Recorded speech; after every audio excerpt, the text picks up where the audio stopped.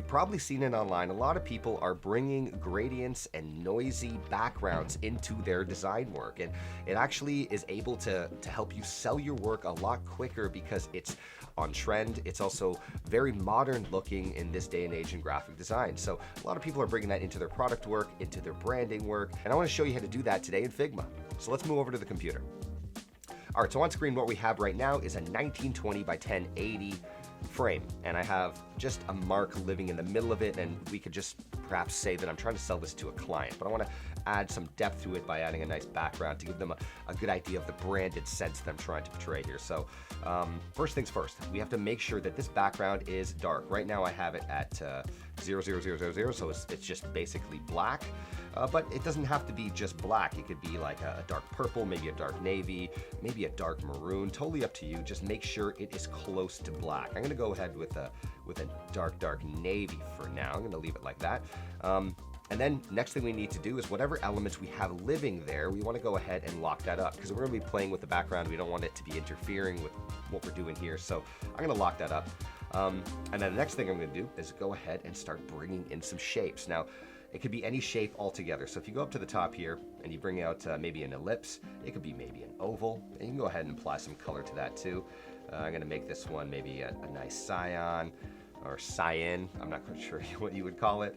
I could bring in bring in a polygon like this, and maybe I'll make this one a nice pink, or right there, a magenta. I'm gonna bring that in there. I'm gonna make these a little bit larger too. I want these to be organically just like just placed in the background here. I can go ahead and bring maybe now a square. It doesn't matter what shapes these are. The more they overlap, the better. And let me just make this one, maybe it's a green, or I don't want to get too many crazy colors, but why not? And with those, I'm going to go ahead and right click them and send them to the back. I also want to make sure that they're inside my frame. So I'm going to drag them here and then send to back. I can go ahead and hit Command G to group them together so they move around as a unit. Now with those grouped, I'm going to go down to the bottom here and go to effects. And once you hit effects, the first thing they're going to do is give you drop shadow. I'm going to hit the pull down and I'm going to hit layer blur. What it's going to do is add a little bit of blurring to those shapes, but what you want to do here is hit your sun here and you want to increase that. I'm going to go for 250. Obviously, this depends on the size of your frame altogether. So if your frame's a little bit larger and maybe your shapes are a little bit smaller, maybe they're going to get a little bit blurry. So definitely adjust that as needed. Play with different numbers here. I'm going to play with a little bit more. Maybe I'll put 300. That looks pretty cool. And what I can do is now I can start grabbing these elements and moving them into a place that's a little bit more organic and interesting here, and move them around, and that's looking pretty cool. Another thing we could do here is play with the opacity. Maybe I drop this one down to 80%, drop this one down to about 60%, and maybe this one here is down to 60%. And then we have a nice kind of looking background, but it doesn't have to stay like this. Now what I can do is I can actually grab these shapes, or at least the anchors on this here, double click, and I grab these anchor points. I can move them around to be a little bit more organic. May I drag this one down here, grab this top point, just drag this across here, and have some fun with it. Now, I'm gonna move them away from my mark because I do want the mark to shine on this darker background. So I'm gonna move them out a little bit and make sure that I'm getting a little bit of space in between these. That's pretty cool.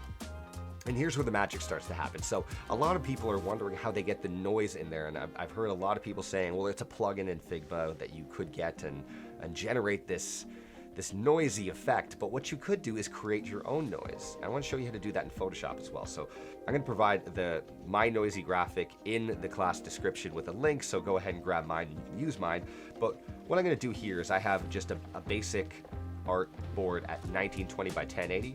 I'm going to go to Filter, Noise, Add Noise, and this is where it brings up two different versions of a noise you could go. So you can actually jack up the amount here. You don't really have to do it too much. I like to leave it at about 40, depending on obviously the resolution of your image and the size of your image.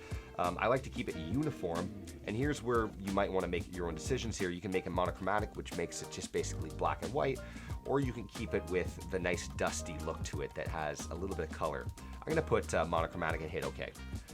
Now what I'm going to do is I'm going to go Command A, select everything that's on my artboard here, Command C.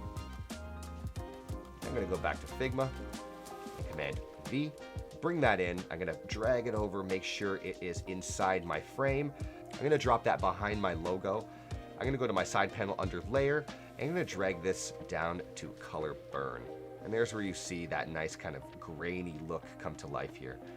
And depending on how much you like this grainy look, you can go ahead and bring maybe the opacity down. I'm going to go 75%. You can see it's lightening up a bit, maybe 50%. That looks pretty good too. And what I'm going to do is I'm going to go in and lock that puppy in.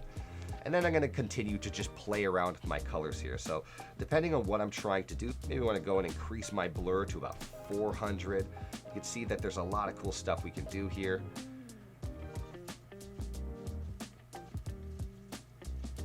And maybe I just take this out and I pepper in some nice gradients like this. There we go. Now we're cooking.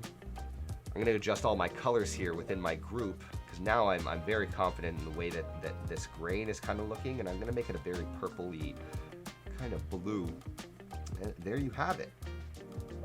Bringing these gradients and noisy effects into the background of your artwork does give it a more professional, polished look, and it does help you sell your work a lot better to clients. If you want to go ahead and bypass the whole Photoshop thing and you don't want to make your own noisy background, go ahead and download the asset in the description of this video. If you have any comments at all, or you have any questions about this process altogether, please go ahead and leave me a comment below.